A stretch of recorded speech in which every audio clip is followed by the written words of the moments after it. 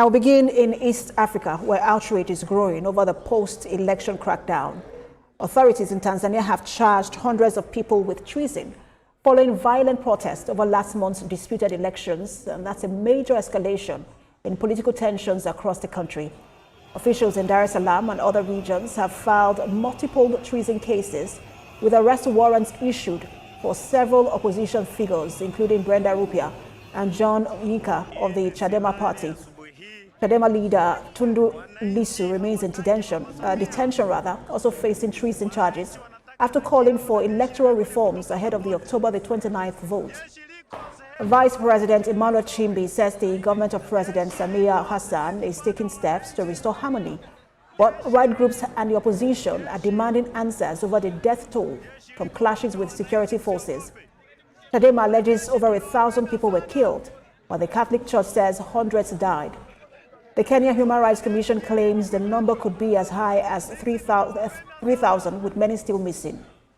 President Hassan won more than 97% of the vote in an election the African Union says fell short of democratic standards, citing ballot stuffing and multiple voting. Analysts warn that Tanzania's long-dominant Chama cha Mapinduzi party is tightening its grip on power, even as critics accuse the president of steering the nation toward deeper authoritarian rule. Now, to help us unpack the unfolding crisis in Tanzania and what it means for democracy in the region, we are joined by Yasha Freeman Musika, a contributor at African Liberty. Good to have you join us. Thank you for having me, this afternoon. And, we are having a sad phase within the East African, community, where, Tanzania has been, being seen as a beacon of peace and progress. And I want to get to that, Freeman, apologies for butting it, but I want to get to that in a moment, because really, Tanzania has been seen as one of the countries with a rare kind of stability in East Africa, and we're seeing that now almost going down the drain, as the country remains gripped by the aftermath of its worst post-election violence in decades. And we're also getting reports of over 200 people charged with treason. That's a very serious charge. And I'm just wondering if Tanzania has reached its boiling point. Well, I do agree with you that, several, factors have come into play, given how, the geopolitics at play within the region have, shifted. And we look at how, the immediate past protests in Kenya, led by the Gen Z, have also influenced how young people can respond to grievances, whatever they are from, economic, inspired grievances to politically inspired grievances. And hence, for the United Republic of Tanzania, I also believe that, these previously much publicized youth protests in Kenya did also inspire young people to, actively take part in the aftermath of the electoral grievances within the country. And also, secondly, it has to do with the population demographics.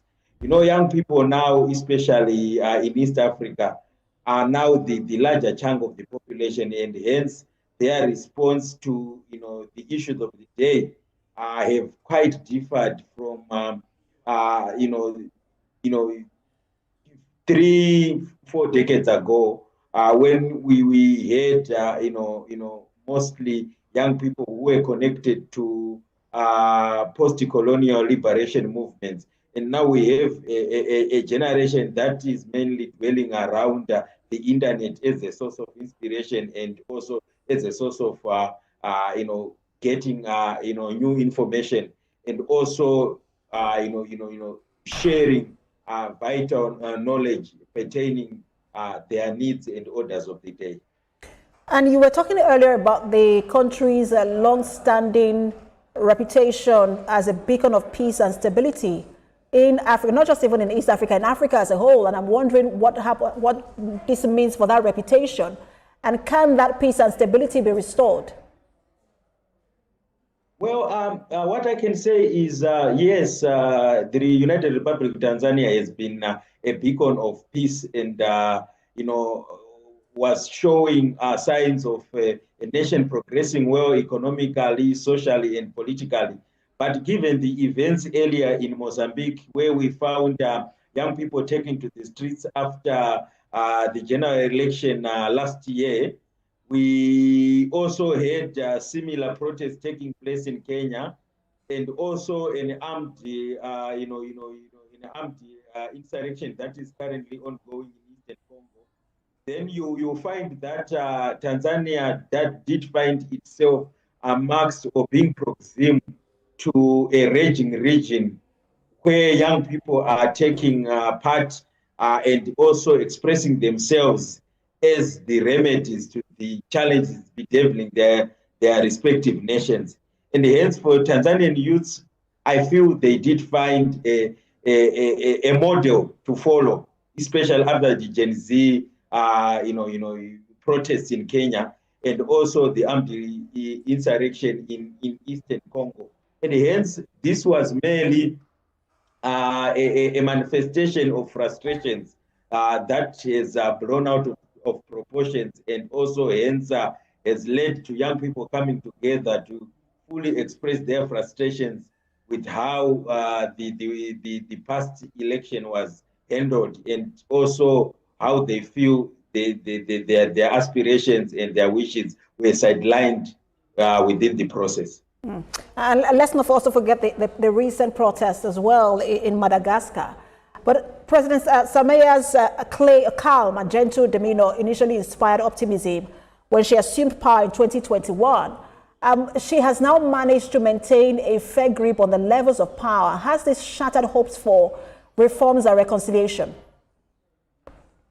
I think for now, what I might say is, the path to reconciliation is a bit, winded up now, and it's a bit,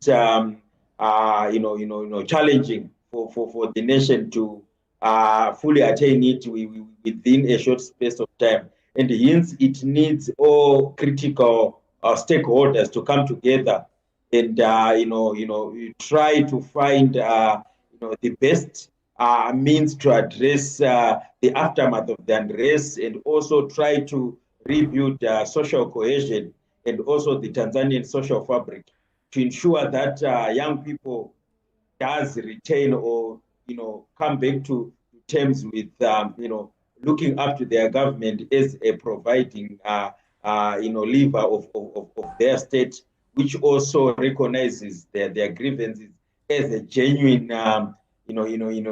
concern within the governance framework of their country.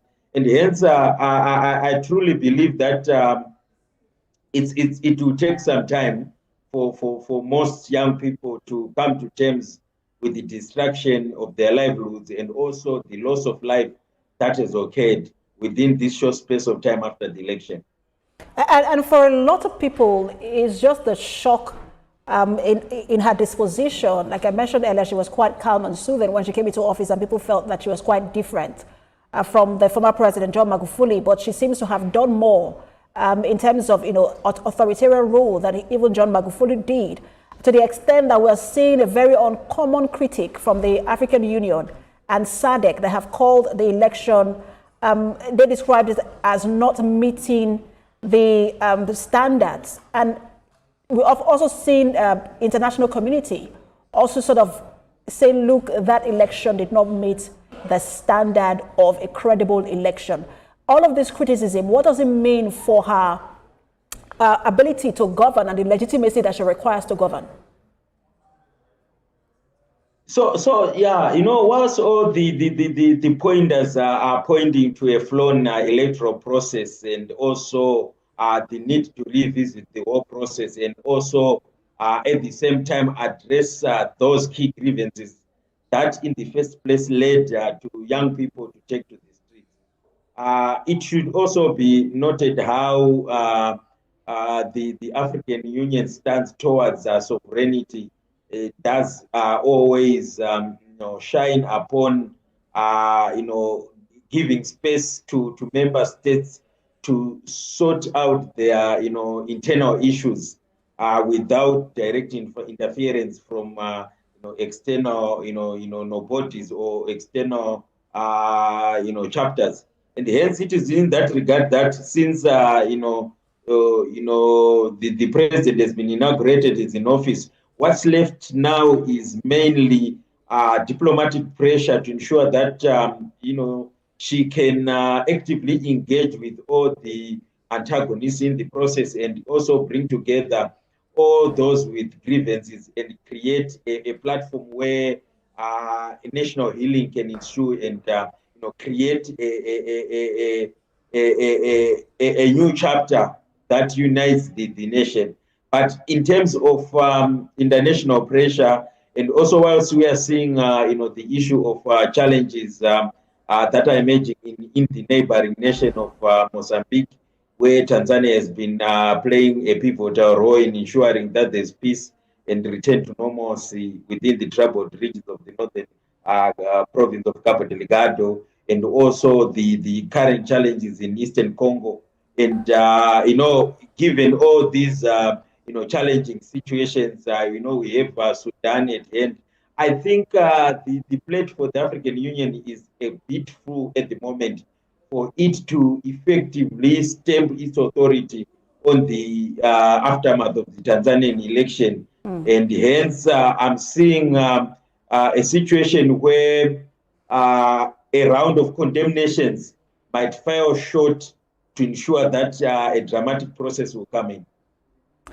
Well, we're following the turn of events in Tanzania. Thank you so much for your time. Contributor at African Liberty, Yasha Freeman Musika.